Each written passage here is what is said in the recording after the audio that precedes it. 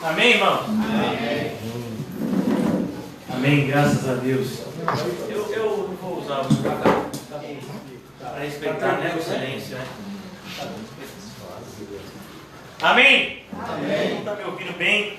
Hoje nós vamos concluir, Deus assim permitir, Êxodo 32. O título da nossa mensagem hoje, uma conclusão das últimas mensagens que nós temos feito, é justamente trazendo uma reflexão profunda sobre a luta espiritual, lutando contra a idolatria.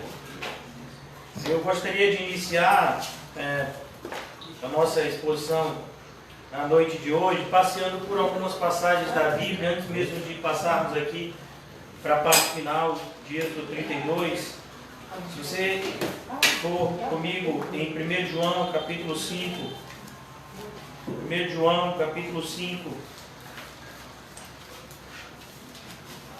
o apóstolo João, ele está... Eu vou fazer a leitura do versículo 20 e 21. Está se despedindo depois dessa carta de 5 capítulos, capítulo 5, os últimos versículos dessa carta, 1 João 5, 20 e 21. Também sabemos que o Filho de Deus é vindo e nos tem dado entendimento para reconhecermos o verdadeiro. Perceba, o Filho de Deus é vindo e tem nos dado entendimento. Entendimento para reconhecermos o verdadeiro. E é importante que você só fala de algo que é verdadeiro se existe alguma coisa falsa. Você nunca vai usar o adjetivo verdadeiro se você não tem um oposto que é falso. Você já viu alguém falsificando gelo? Você já viu alguém falsificando gelo? Não, aquele gelo ali é falso, irmão. Não vá não ali. Já viu? Então, por que você não diz aquele gelo é falso?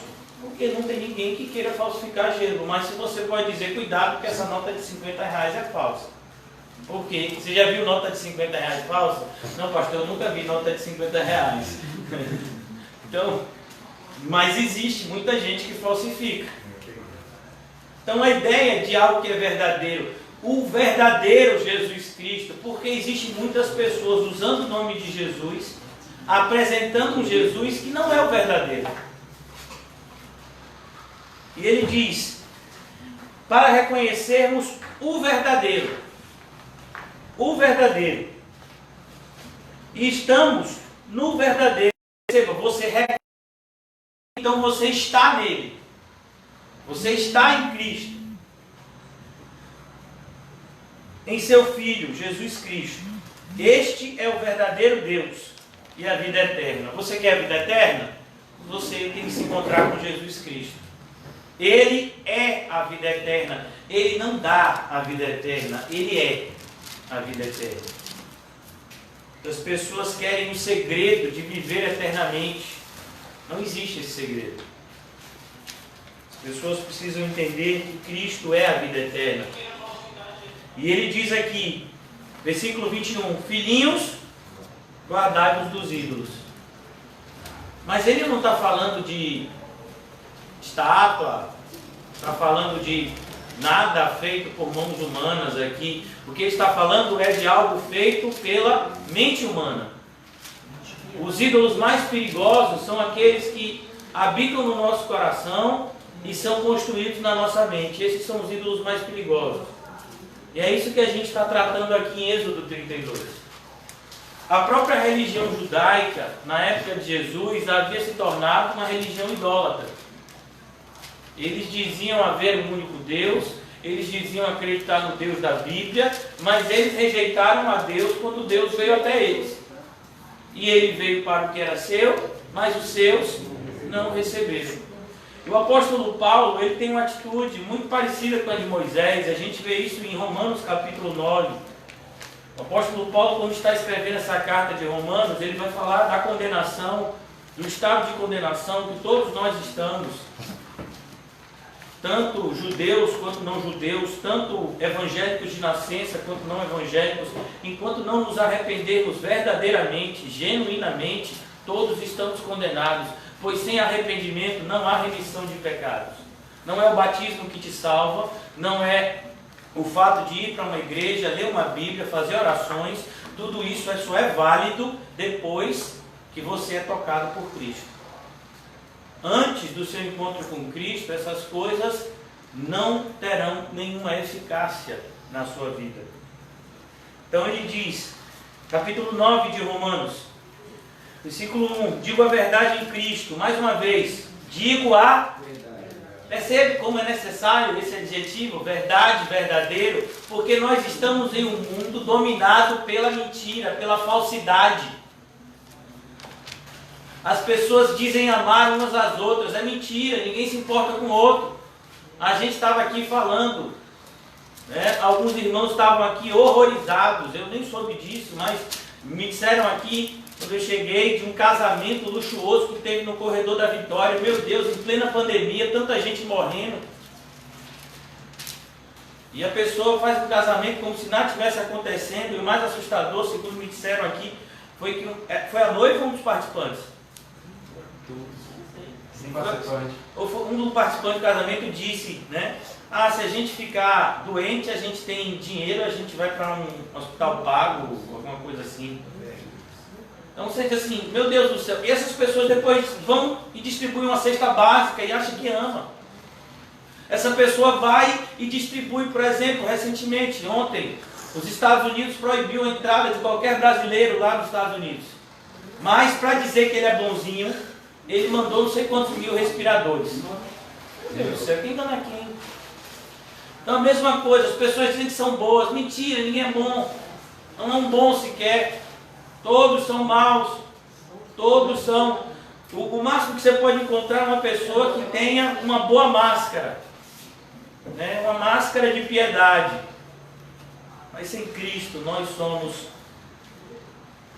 miseráveis pecadores e não sabemos fazer nada a não ser pecar. Digo a verdade em Cristo, não minto. Testemunhando comigo o Espírito Santo. Olha como Paulo fala. A solenidade, Romanos capítulo 9. Quem testemunha comigo essas palavras que eu digo a vocês é o próprio Espírito Santo que me inspira a escrevê-las. É isso que Paulo está dizendo aqui. E a minha própria consciência. Deus fala com a nossa consciência. Para aqueles que têm consciência. Tenho grande tristeza e incessante dor no coração. O que Paulo estava falando aqui? Por que Paulo está tão triste? E por que Paulo sente tanta dor no coração? Tenho eu mesmo desejaria ser anátema. Você sabe o que é anátema? Anátema é uma expressão judaica que significa ser amaldiçoado por Deus. Paulo está escrevendo aqui, mostrando justamente que ele vem de um berço judaico. Ele sabia o que era ser um judeu. E defendendo a sua fé judaica, ele perseguiu cristãos antes de se encontrar com Cristo. E ele vai dizer aqui, porque eu mesmo desejaria ser anátema, separado de Cristo, por amor de meus irmãos, meus compatriotas segundo a carne. Mais adiante no capítulo 10 ele vai dizer, porque eu vejo que eles têm zelo por Deus, porém sem entendimento. Esse é o grande perigo, irmãos, do que a gente está vivendo hoje. Muitas pessoas querem ouvir coisas boas, querem ouvir versículos bonitos da Bíblia, mas não querem ouvir as palavras duras que Deus tem a dizer a nós que somos pecadores de dura serviço.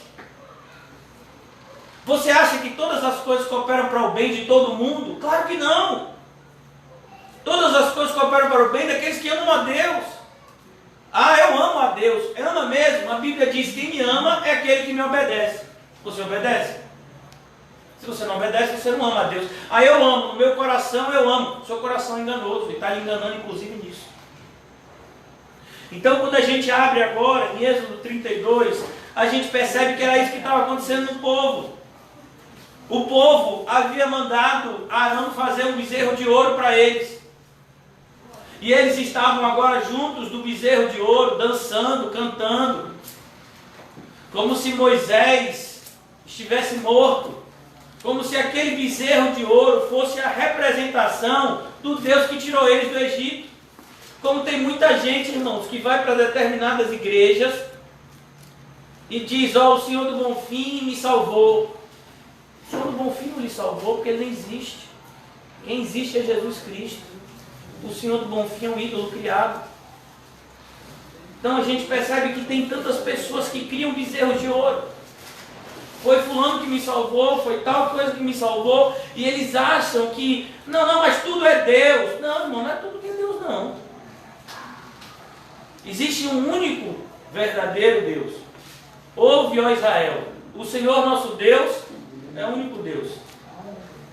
Mas existem muitas outras entidades espirituais que agem na mente humana para que ela crie ídolos que vão suscitar a ira de Deus. Pois o pecado na Bíblia que Deus trata com mais severidade é a idolatria.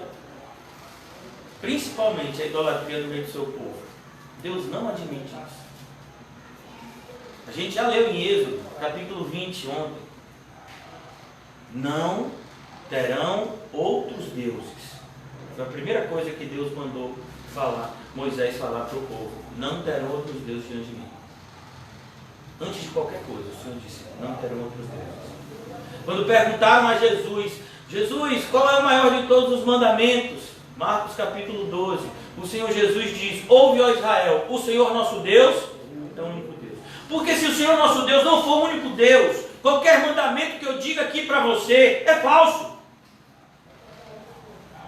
Ah não, a gente tem que amar o próximo. Sim, mas qual é o motivo de você amar o próximo? Para que ele te ame de volta? E quando ele não te amar de volta? Você vai fazer o quê? É verdade. Qual o motivo de você distribuir cestas básicas? É agradar pessoas. E se as pessoas pegarem aquela cesta básica que você deu e jogar no chão, na sua frente, você vai fazer o que com aquela pessoa?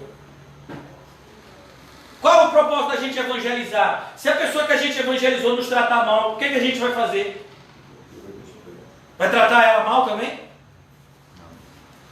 Então a gente precisa entender que se Jesus Cristo não for o centro das nossas vidas, a nossa vida nunca estará na posição correta.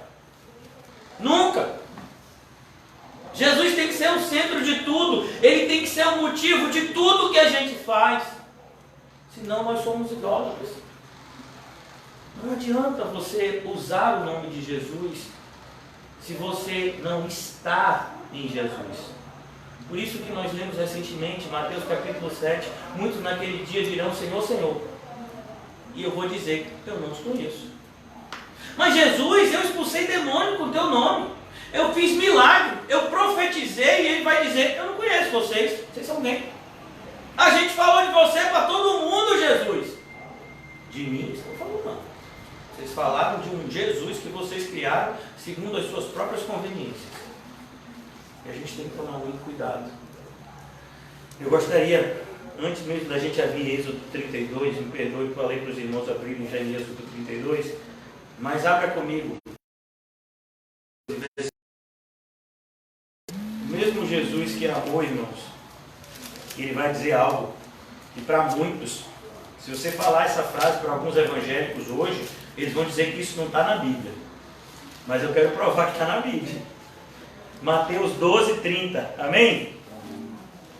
Quem não é por mim é contra mim. E quem comigo não ajunta, espalha. Não, isso não está na minha Bíblia, não. Isso aí não é coisa de Deus. Deus é amor. O que importa para Deus são suas boas intenções. Meu filho, até o ímpio, tem um ditado no mundo que diz que de boas intenções o inferno, você já imaginou? Até o ímpio sabe disso. Até o ímpio sabe que o inferno está cheio de gente com boas intenções. O ímpio sabe disso. E os crentes saem por aí falando muitas vezes, não, o importante é que lá no fundo você ama a Deus, lá no fundo. Meu filho, se você não ama a Deus acima de tudo, você não o ama. Então Jesus está dizendo de maneira muito clara, quem não é por mim é contra mim. E quem comigo não ajunta, espalha. Então, irmãos, versículo 33 de Mateus 12 diz, ou fazei árvore boa e o seu fruto bom, ou árvore má e o seu fruto mau. porque pelo fruto se conhece a árvore. Não, fulano de tal é uma pessoa que não é crente, mas é uma pessoa boa. Pode isso. Nem todo crente está em Cristo. Imagina uma pessoa que nem cristã é. Uma pessoa que nem se declara evangélica. Não, fulano, lá, pelo menos fulano não é evangélico, mas pelo menos fulano é honesto. E desde quando honestidade significa que você está salvo? Você não paga todas as suas contas em dia.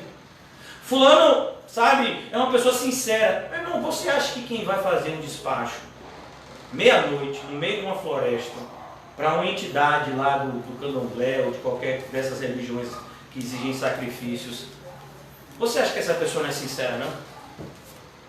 Uma pessoa que fica 3 dias trancado no quarto, que raspa a cabeça, você acha que uma pessoa dessa não é sincera?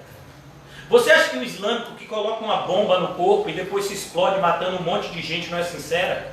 Não acha que a sua sinceridade é o que Deus exige de você? A sua sinceridade é importante no seu relacionamento com Cristo. Mas se você não tem um relacionamento com Cristo, não importa se você é sincero com o seu falso ídolo. A gente precisa entender que salvação e condenação são fatos reais, não são teorias. Nós vamos ver muitas vezes a teoria disso, a teoria daquilo, a teoria do caos, a teoria do universo, a teoria da economia. Não, irmãos, condenação e salvação são fatos. Daqui a 100 anos, nós que estamos aqui, vamos estar ou no céu ou no inferno. Isso é um fato. Falando agora dos 7 bilhões de seres humanos que existem hoje.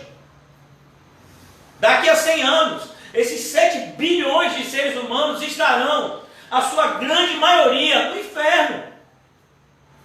E uma pequena minoria no céu. Senhor, são poucos os que se salvam. Sabe o que Jesus responde? Entrai pela porta estreita.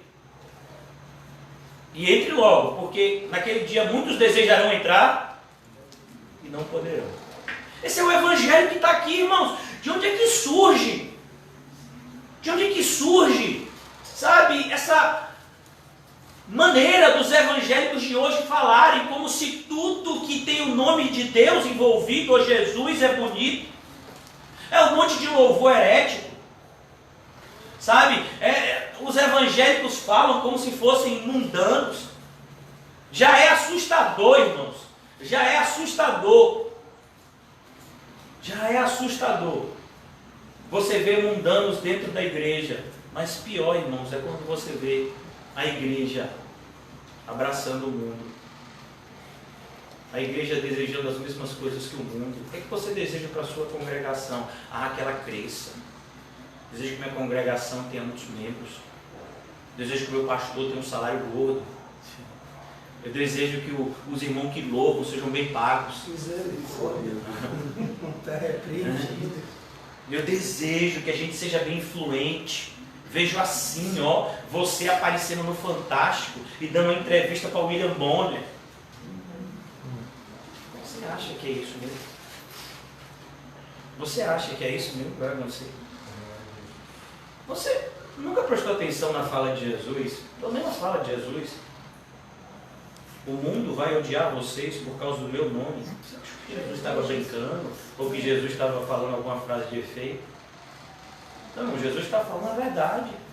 Se você for um cristão verdadeiro e genuíno, as pessoas não vão com sua cara, a não ser que eles sejam também cristãos verdadeiros e genuínos.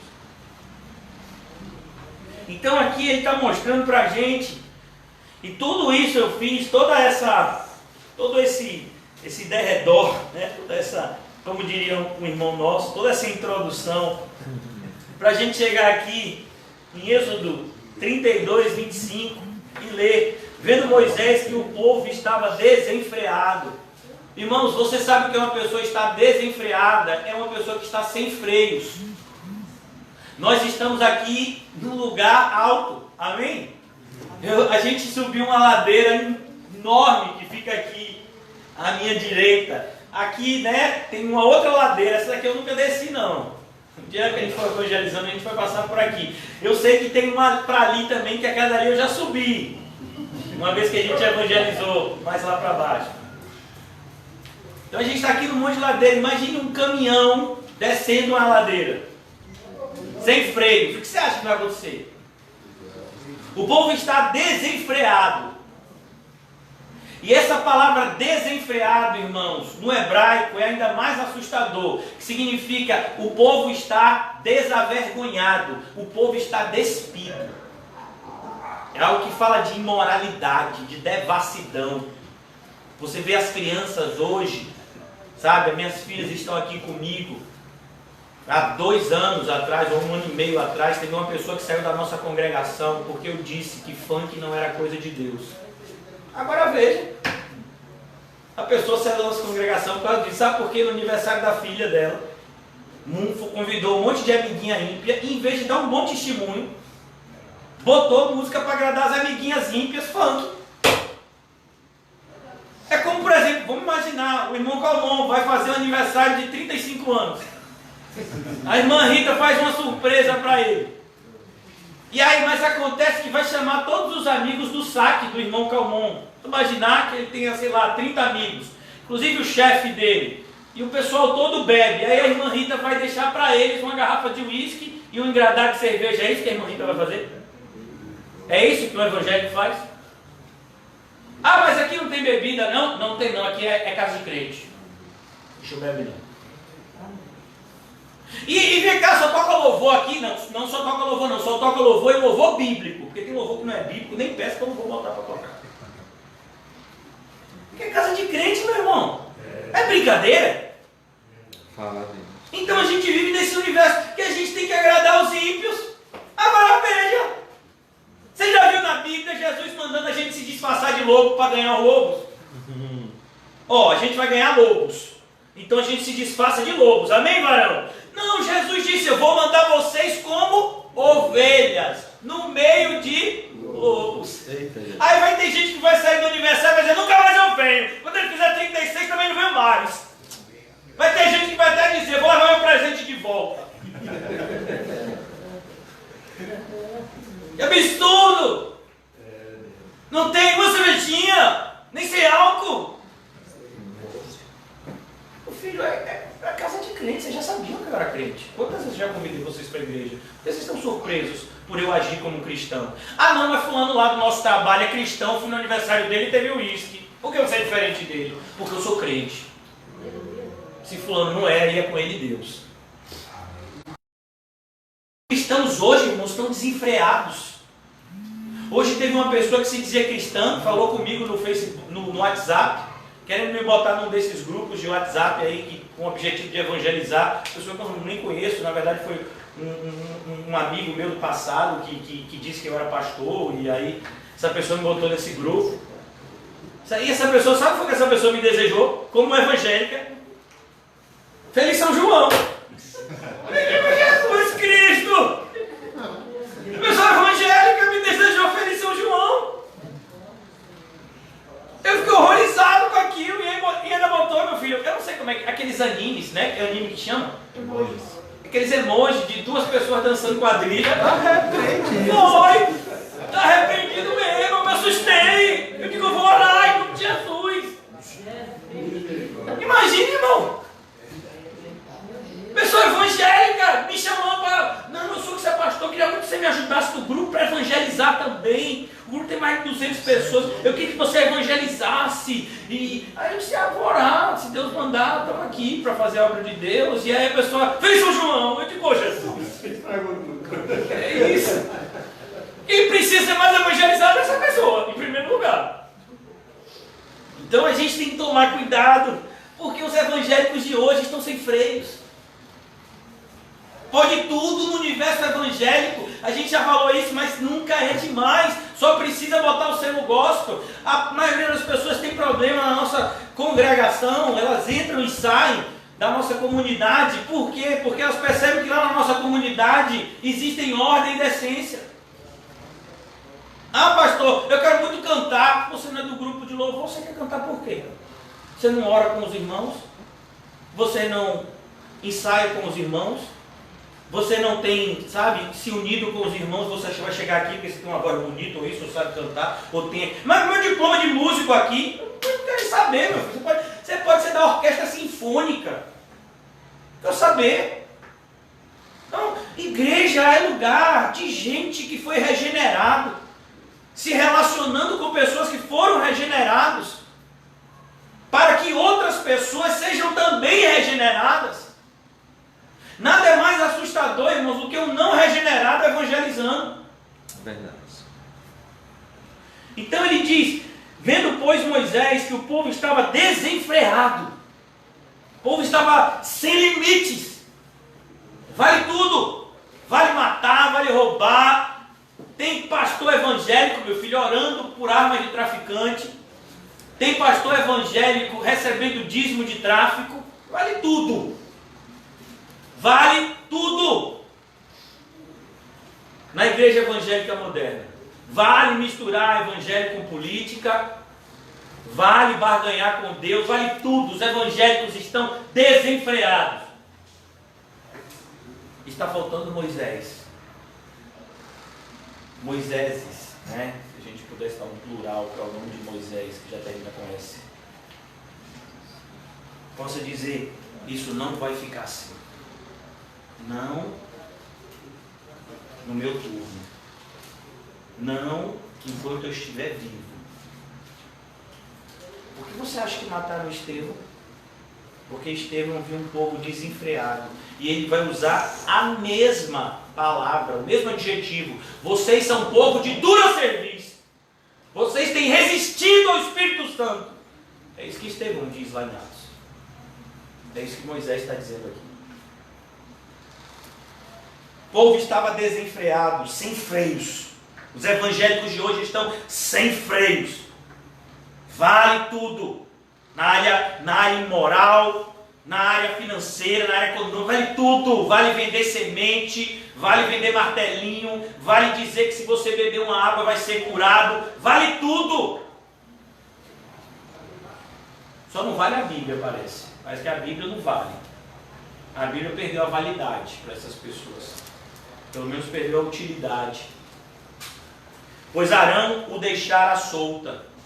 Por que você acha que Paulo deixou um dos seus principais cooperadores numa ilha chamada de Ilha de Creta?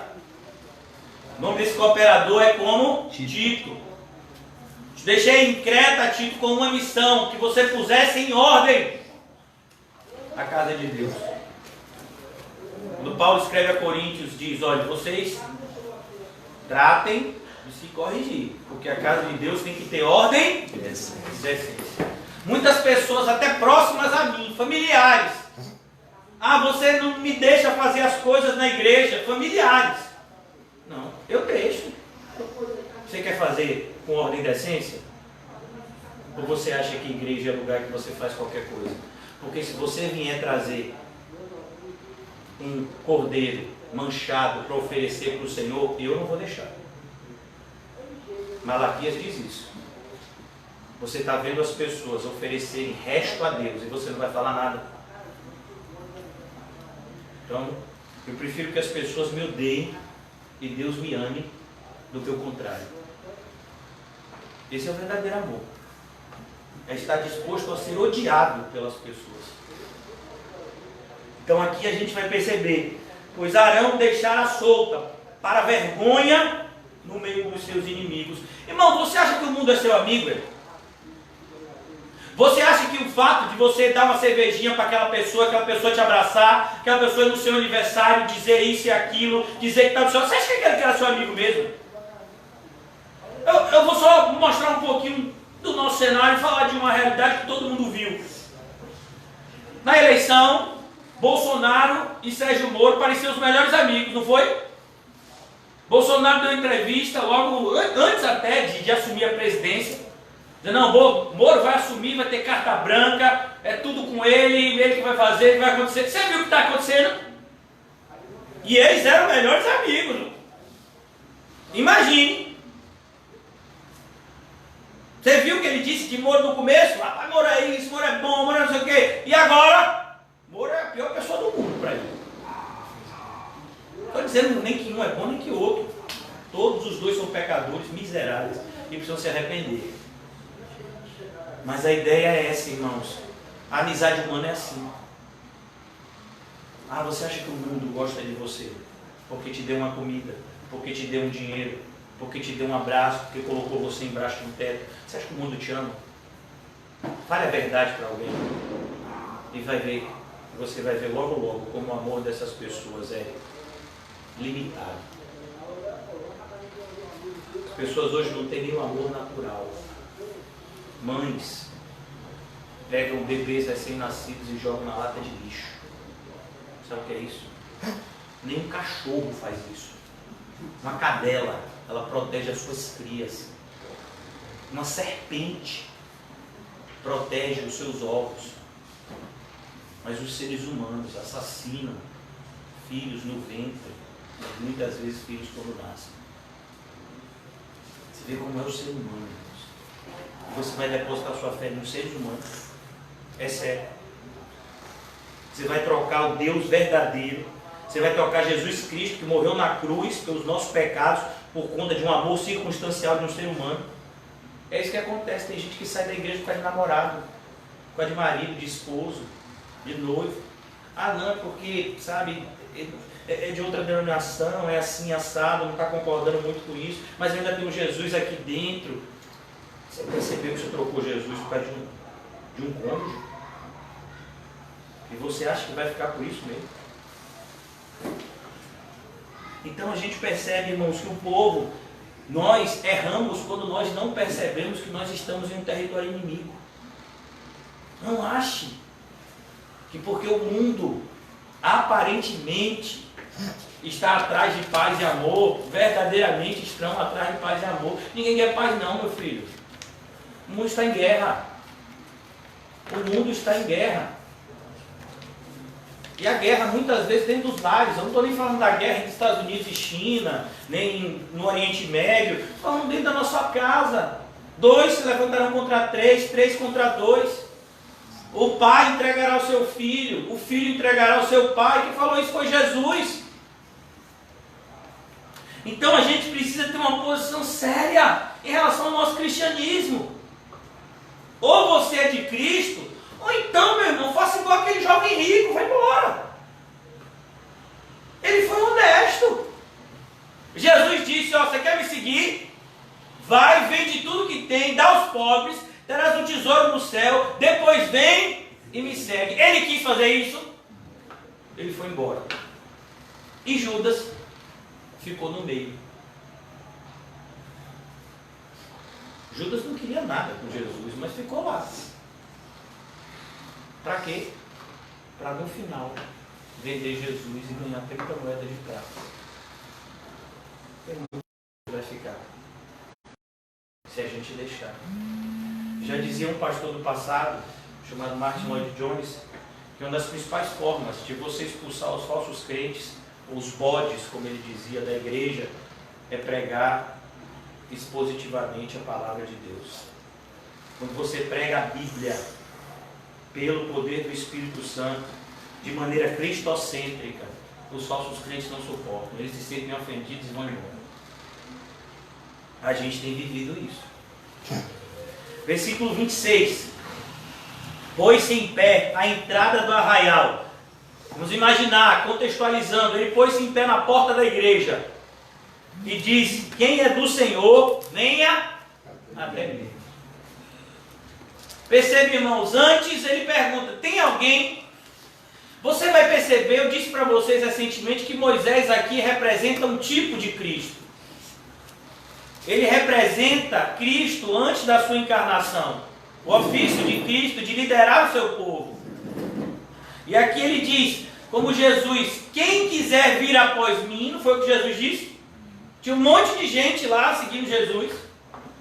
E Jesus olha para aquela multidão e diz, quem quiser vir após mim, negue-se a si mesmo, tome a sua cruz e me siga. Se você não quiser fazer isso, fique tranquilo. Mas se você quiser me seguir, essas são as condições. Moisés começa da mesma forma aqui. Ele está vendo toda aquela bagunça, ele já tinha destruído o bezerro, como a gente viu. A primeira coisa que a gente tem que fazer é pregar contra as falsas ideias e depois repreender as pessoas nos seus comportamentos errados. Primeiro você destrói as falsas ideias ou as heresias. E depois você repreende o herege. Então aqui ele diz, olha, quem é por mim, quem é do Senhor, vem até mim. Quem aqui já renunciou, já tomou a sua cruz e quer seguir a Jesus? Me perguntaram recentemente isso. Eu queria servir na igreja, o que eu preciso fazer? Eu disse isso. Você quer mesmo servir na igreja? Está precisando de ceifeiro. A obra de Deus sempre vai necessitar de ceifeiros. Renuncie a tudo, tome a sua cruz e me siga. Pronto, você quer fazer isso? Está disposto a fazer isso? Então você vai ser um obreiro muito bem-vindo. Vai ter muito serviço para você, fique tranquilo. Se é atrás de serviço cristão que você quer, você está no lugar certo. Mas não é assim, irmãos. Infelizmente as pessoas não querem renunciar a nada, não querem tomar cruz nenhuma, que simboliza sofrimento, ninguém quer sofrer. E não querem seguir os passos de Jesus. Então, seguir os passos para a crucificação. É esse o convite de Jesus. A entrada para o céu passa pelo Gólgota. Glória a Deus. Ninguém vai chegar no céu sem passar antes pelo Monte da Caveira. Glória a Deus. Amém, Jesus. Então aqui ele diz, quem é do Senhor, venha. E se ajuntaram a ele todos os filhos de Levi. Por que você acha que houve uma aliança do Senhor com a tribo de Levi mais tarde, fazendo com que os levitas fossem os responsáveis por intermediar o relacionamento entre Deus e o povo? O sacerdócio aqui ainda está sendo desenhado, irmãos. Nós estamos aqui bem no começo da história de Israel. Deus ainda vai falar uma série de coisas, como Ele vai organizar o seu povo. E aqui a gente vai ver o motivo. Ele não escolheu a tribo de Levi aleatoriamente. Olha o comportamento dessa tribo.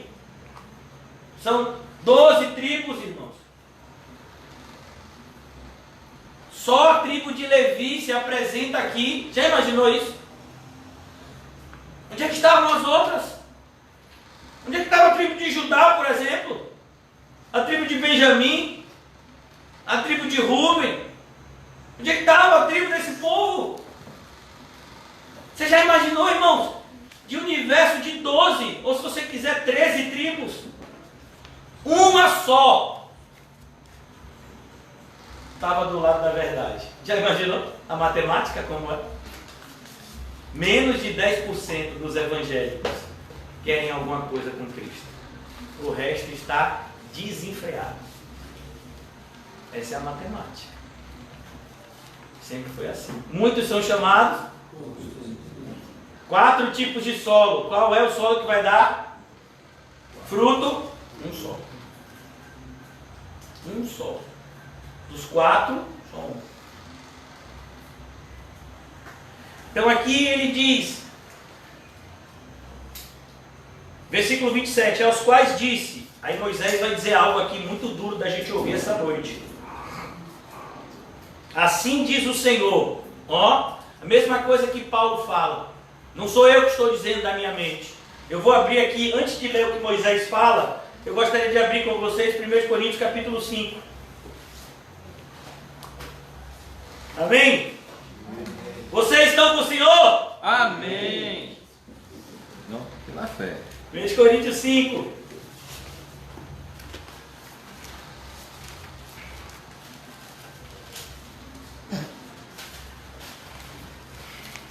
Versículo 5. O mesmo contexto, irmãos, que a gente vê em Êxodo 32. Exatamente o mesmo contexto. Geralmente se ouve que há entre vós imoralidade tal como nem mesmo entre os gentios, isto é, haver quem se atreva a possuir a mulher do seu próprio pai. Mesma coisa. O que é que Paulo está dizendo? A igreja de Corinto está desenfreada. A igreja em Corinto está sem freios. Tem gente dentro da igreja de Corinto que está fazendo coisa que nem os ímpios fazem. Nem os ímpios fazem isso. E contudo andais vós ensoberbecidos. Ó, o povo ainda estava se achando espiritual. Ainda se achava mega pau, é ultra crente. E não chegaste a lamentar para que fosse tirado do vosso meio quem tamanho traje praticou. Meu filho, quem está querendo viver em pecado, o lugar dessa pessoa não é na igreja. O lugar dessa pessoa pode ser em qualquer outro lugar, menos na igreja. Igreja é lugar para aqueles que querem abandonar o pecado. Nós não somos perfeitos aqui, mas todos nós queremos ser aperfeiçoados. Versículo 3. Eu, na verdade, ainda que ausente em pessoa, 1 Coríntios 5,3, mas presente no Espírito, já sentenciei, como se estivesse presente, que o autor de tal infâmia, em nome do Senhor Jesus, percebe que Paulo está fazendo isso no nome dele. Paulo não está fazendo isso para a glória dele, até porque Paulo não via glória nenhuma em si mesmo. É o apóstolo Paulo que diz: quem tiver que se gloriar, glorie-se no Senhor. Ele está fazendo isso aqui para a glória de Deus, e ele aprendeu com o próprio Jesus. Porque você acha que os fariseus ficaram tão revoltados com Jesus? Porque Jesus trouxe ordem e decência ao templo, expulsou os que vendiam pombas, os que vendiam animais lá, virou a mesa dos cambistas e disse: a casa de meu pai é casa de oração. Naquele momento os fariseus ficaram furiosos com ele, o pessoal do Sinédrio. Amém. E aqui o apóstolo Paulo mostra a quem ele pertence, a linhagem dele. Em nome do Senhor Jesus, reunidos vós e o meu espírito, com o poder de Jesus. Com o poder de quem? Paulo diz: eu não estou usando o meu poder, eu não tenho poder nenhum, sou um ser humano igual a vocês. Mas quando a gente abre a palavra de Deus, pelo poder do Espírito Santo, nós somos a luz do mundo e o sal da terra.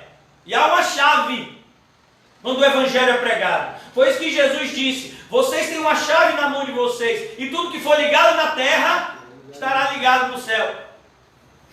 Quando pregamos o Evangelho e pecadores se arrependem, eles então são perdoados e vão para o céu. Quando a gente prega o Evangelho e os pecadores ficam ainda mais embrutecidos, o céu está fechado para eles, porque ninguém entra no céu senão por meio do Evangelho. O Evangelho é o poder de Deus para a salvação de todo aquele que nele crê. Aleluia. Então o apóstolo Paulo diz algo duro: com o poder de Jesus nosso Senhor, eu entrego essa pessoa a Satanás, Misericórdia. para a destruição da carne, a fim de que o espírito seja salvo no dia do Senhor Jesus. Percebe? É o mesmo princípio que a gente está vendo aqui em Êxodo capítulo 32. Paulo está dizendo: esse jovem está morto espiritualmente.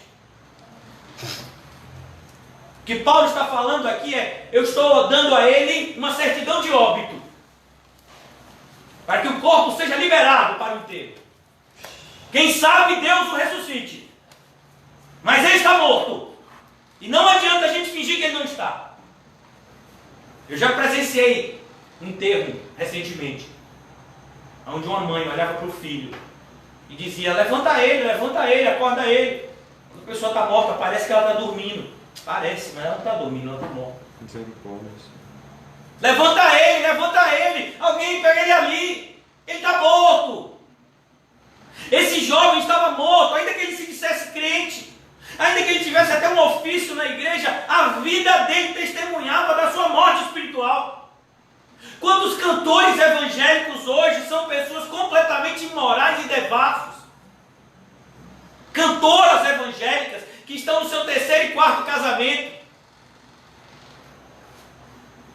porque tem uma voz bonita, canta uma canção assim, tem um empresário por trás, todo mundo pensa que essas pessoas são espirituais. Não, eles estão mortos espiritualmente.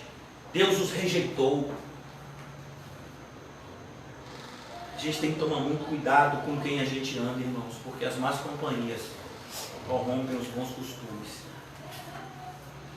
Eu vejo pessoas dizendo: tem um pastor que eu conheço que se separou, está no 3º casamento, então eu também posso me separar. Se ele é pastor e se separou, e ele anda com Deus, eu também posso. Mas a Bíblia diz o que sobre o divórcio? Em Malaquias? Que Deus odeia. Deus odeia. Não, meu Deus é amor. Sabe o que Deus odeia? Várias coisas Deus odeia, viu? Não é só uma não. Uma delas é o divórcio. Assim como ele odeia, por exemplo, as obras dos nicolaítas. Está lá em Apocalipse, capítulo 2. Então a gente tem que tomar cuidado, irmãos, porque muitas vezes estamos criando um Deus na nossa mente. E aqui é o momento, irmãos, onde você vai se apresentar e vai dizer que lado você está. Qual é o seu lado essa noite? Luz ou trevas? Você está do lado dos cristãos, ainda que isso signifique a nossa morte? Ainda que isso signifique ser expulso da sua casa? Tem gente, por exemplo, que não está vindo para os encontros, porque senão seria expulso da casa, pelo menos em tese. E aí? Que seja, meu filho. E aí? Perigo é você ser expulso do céu. Você quer saber como é ser expulso do céu? Vá para uma conversa com o diabo. Ele foi expulso de lá.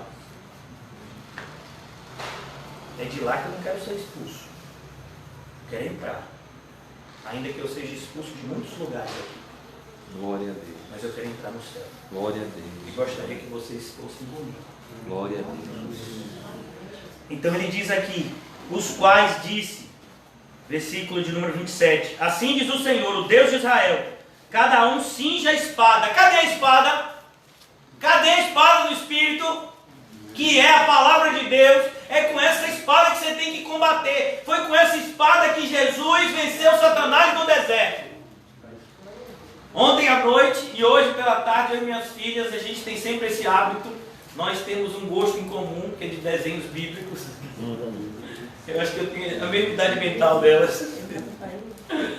E a gente estava assistindo um desenho bíblico que mostrava, não foi, o empate do Senhor com Satanás no deserto. Transforma essa pedra no pão. Não!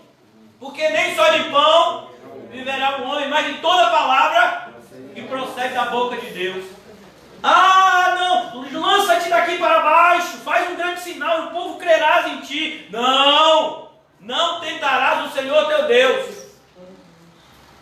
Não, eu vou te dar todos os reinos, eu vou te fazer um homem rico, poderoso. Somente a Deus adorarás e somente a Ele prestarás culto. E aí Satanás foi para onde? Foi embora. Aonde a verdade entra, a mentira sai. Aonde a mentira entra, a verdade sai. Infelizmente, as duas coisas acontecem. Igrejas verdadeiras que são atacadas por heresias e a verdade sai daquele lugar. Pessoas que muitas vezes são idólatras, como uma centena de tribos indígenas que foram alcançadas pelo Evangelho e que hoje são cristãs. A gente tem um exemplo da tribo dos Alcana, lá onde que o pastor Tim Elliott evangelizou, no Equador, se eu não me engano, na selva do Equador. Quantos chineses, há 100 anos atrás, não havia evangelho na China. O número de chineses que se diziam cristãos era tão pequeno que não se contava. Hoje em dia existem 100 milhões de evangélicos na China. Porque Deus separou um homem meio maluco, chamado Hudson Taylor, que estava na Inglaterra com a vida tranquila, para ir evangelizar lá naquele país. Ele nem sabia o idioma. Passou tantas necessidades, tem até um filme do evangelismo dele. Basta se colocar Hudson Taylor, filme no YouTube, vai aparecer um filme meio antigo, mas muito bom de se ver, já vi algumas vezes. Então a gente precisa, irmãos, se perguntar se a gente tem usado a nossa espada. Você já pensou que talvez a sua espada esteja enferrujada? Você já, aqui uma vez, meu filho, você vê, né?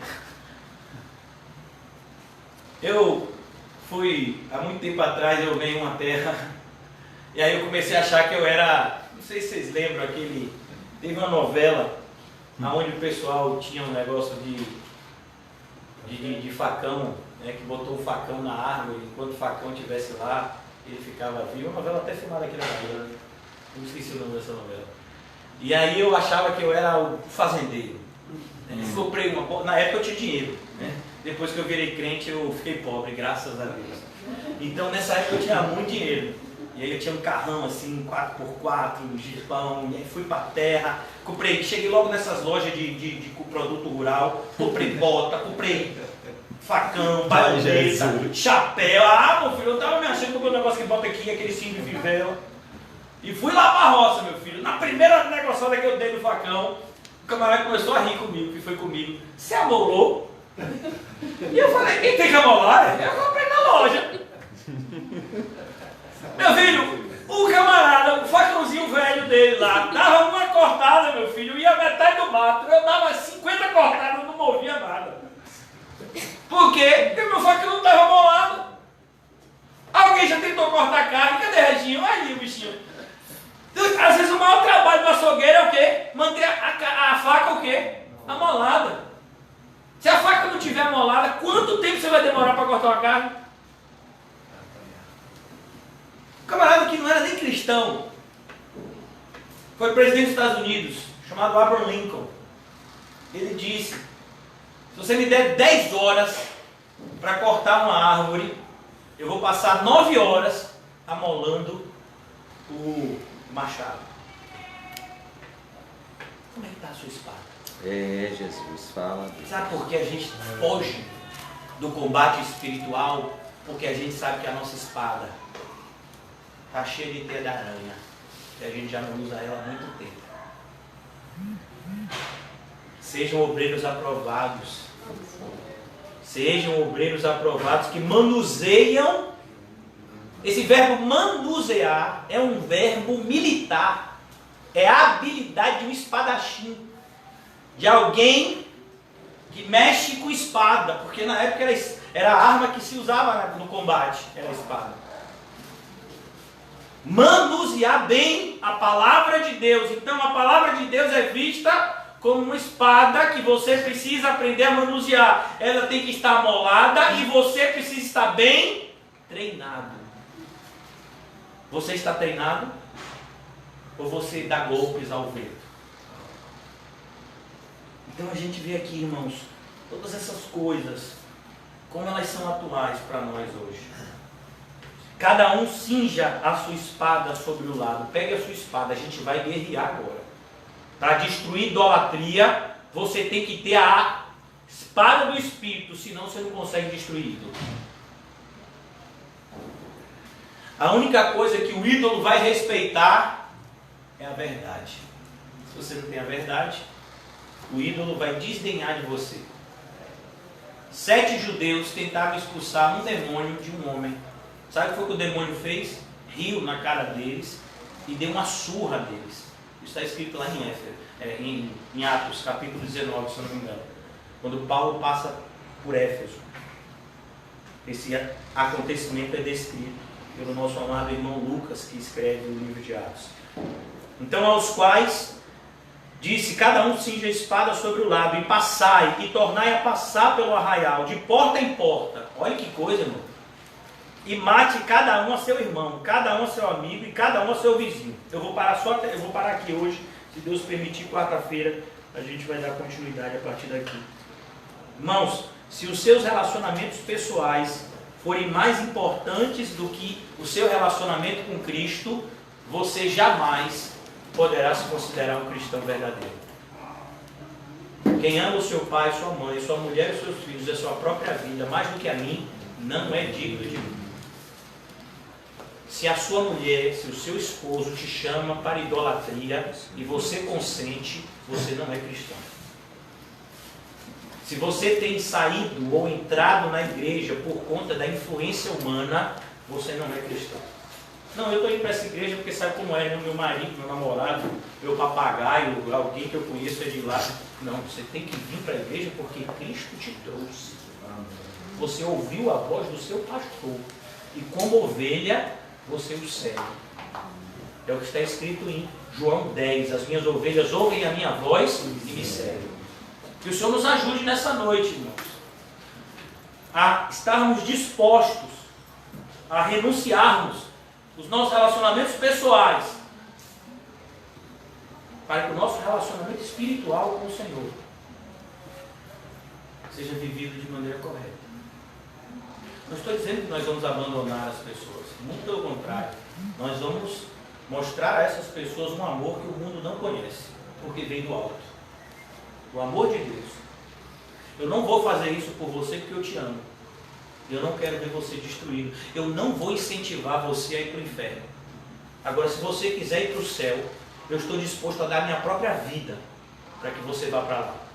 Como aconteceu no episódio verdadeiro, quando o Titanic afundou. A gente está falando de evangelismo aqui. Pois é, o Titanic, aquele navio, fez a sua primeira viagem e única, porque eles estavam tão soberbos com a construção daquele navio que resolveram escrever: esse nem Deus afunda. Pois é, nem completou a viagem. A soberba precede o afundamento, no caso do Titanic. Então, o Titanic está lá afundando, as pessoas estão disputando, sabe, bote, o lugar no bote, porque não tinha bote salva-vida para todo mundo. Eles pensavam que aquele navio nunca iria afundar. E não dá, se eles forem colocar a quantidade de bote para o número de pessoas que tinha no navio, não ia caber, porque eles colocaram pessoas demais dentro do navio. E aí faltava bote e faltava inclusive colete. E tinha um pastor que estava com colete. Aí ele viu uma pessoa desesperada lá tentando salvar a sua vida. E ele disse: você é cristão? Ele disse: não. Rapaz, mas você quer conhecer a Cristo? Ele disse: rapaz, eu quero viver. Se eu viver, eu vou conhecer esse Cristo que você está me falando. Eu não sei se a história foi bem assim, mas eu que estou colocando um pouco de emoção. Mas a história é que aquele pastor evangeliza aquele jovem e diz: eu quero que você me diga um compromisso, faça um compromisso comigo. E você sobrevivendo, você vai procurar uma igreja evangélica e você vai apresentar a sua vida a Cristo. E aquele jovem fez isso, e se tornou um cristão verdadeiro. E o pastor que o evangelizou morreu naquela noite. Glória a Deus. Nas águas gélidas do oceano. Imagine a temperatura. Sabe como é que aquelas pessoas morreram, irmãos? Parecia vidro entrando no corpo. Você entra numa água muito gelada, parece que você está sendo colocado numa fogueira quente. O fogo e o gelo produzem sensações parecidas no corpo. E aquele pastor esteve disposto a ter aquela morte agonizante para que alguém pudesse ir para o céu. Você acha que aquele homem foi para onde? Você acha que aquele pastor está onde? Não sei. Então, se você for evangelizar alguém, irmão, você tem que ter essa motivação. Você está disposto a dar a sua vida? Você quer que sua família seja salva, não quer? Eu quero que a minha seja. Você está disposto a eles odiarem você? Porque você vai falar a verdade, você vai ter um comportamento diferente do que eles desejaram para você. Por exemplo, no meu caso específico, meu pai queria que eu fosse um advogado bem sucedido. Ele não queria não, ele ainda quer. Que eu seja um advogado bem sucedido. Que eu seja uma pessoa que tenha condições de sustentar minha família com tranquilidade. Ele deseja isso para mim como um pai do mundo deseja para o filho. Que o filho tenha uma profissão e sustente a sua família honestamente. Mas não é isso que Cristo tem para mim. Cristo tem para mim que eu sofra vergonhas, afrontas, que passe muitas necessidades por amor a Ele. É isso que Cristo tem para mim. E aí? O que você vai fazer? Você vai agradar os seus pais? Ou você vai agradar Cristo na esperança que Cristo salve os seus pais? Amém. O que você vai fazer em relação aos seus filhos, seus vizinhos, as pessoas que você diz amar? Será que você ama essas pessoas de verdade? Ou o seu amor é como o amor do mundo, circunstancial? Por que você acha que há tantos divórcios no mundo? Por que você acha que para cada um casamento há um divórcio? Assustador. A probabilidade de um casamento é que ele seja terminado antes de um ano. Sabia disso? As pesquisas apontam que os casamentos não têm durado nem 2 anos. É verdade. Por quê? Estava apaixonado. Apaixonado. Meu filho, e é assim que se casa? Se Cristo não tiver no casamento, o casamento não vai durar. É Deus. E se durar, vai ser para a condenação dos dois. Essa é a realidade. Então a gente tem que orar, irmãos, estar disposto a sofrer por amor às pessoas que a gente diz amar. Glória a Deus. Você acha que foi fácil? Eu já vou até fechar minha Bíblia, eu sei que os irmãos não estão vendo, mas eu estou fechando. Você acha que foi fácil para Jesus, iniciando o seu ministério, já sofrendo afronta e perseguição, porque a primeira vez que Jesus pregou em Nazaré, disseram que ele era um blasfemo e tentaram jogar ele de cima do monte que tinha na cidade. Os fariseus diziam que Jesus era um falso mestre. Aí veio os familiares de Jesus, isso está lá em Marcos, capítulo 3, se eu não me engano, e dizem que ele estava fora de si. Você já imaginou? Era tudo que os fariseus queriam. Rapaz, até a família dele disse que ele é maluco.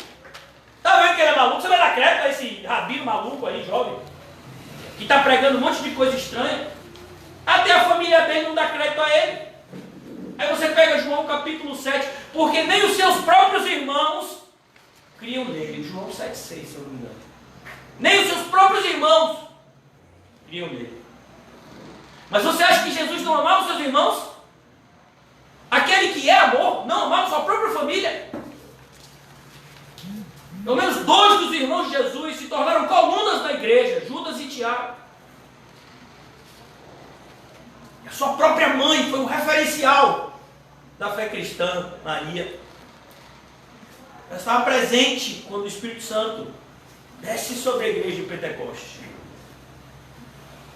Estava presente, toda a preocupação de Jesus com Maria, a gente percebe na cruz, ele sofrendo brutalmente na cruz, tanto do ponto de vista físico quanto do ponto de vista espiritual. Jesus Cristo estava sendo moído como uma cana naquela cruz, mas ele estava preocupado com a sua mãe. Misericórdia. E olha que coisa linda, irmãos. Jesus disse: eu não posso entregar a minha mãe, que eu amo, aos cuidados dos meus irmãos de sangue, porque os meus irmãos de sangue não são crentes. Então ele pede a um discípulo dele, João, que cuidasse da sua mãe. Isso é amor. Sabe, os irmãos dele não eram crentes, não tinham crido nele. Ao que tudo indica, só creram em Cristo depois, não somente da sua ressurreição, mas da sua assunção. E ele pede para João, que dá testemunho de que amava ele: João, se você de fato é meu discípulo e me ama, toma conta da minha mãe. Isso é amor, irmãos. Glória a Deus. Está disposto a ser rejeitado, cuspido, maltratado por pessoas que você ama e não vai deixar de amar. Porque o amor de Cristo que habita em nós é maior do que tudo. Aleluia. Que o Senhor nos ajude a ter esse amor, a perseverar nele. Ó Senhor, nos ajuda nessa noite, Senhor, a sermos constrangidos diante do amor de Cristo por nós, a termos esse mesmo amor pelo nosso próximo, Senhor. Abençoa, Deus, a tua obra, que nós fazemos parte, Senhor. Abençoa, Senhor, o teu povo. Ó Deus, mesmo diante desse cenário, Senhor, onde o teu povo age desenfreadamente, que nós sejamos contados como aqueles que guardam os teus mandamentos e o teu testemunho, Senhor Jesus. Ajuda-nos, Senhor, a fazer aquilo que é certo, a falar aquilo que é certo e a viver da maneira certa. Pois todo aquele que diz estar em Cristo, necessariamente, tem que viver, tem que andar como ele andou. E seja assim na nossa vida, Senhor Jesus. Oramos assim, para a tua glória, em teu nome, Senhor Jesus. Amém e graças a Deus. Amém, irmãos? Saúdem-se mutuamente com um olhar santo. E diga para você mesmo: será que você é do Senhor? Responda essa pergunta ao longo do seu retorno à sua casa.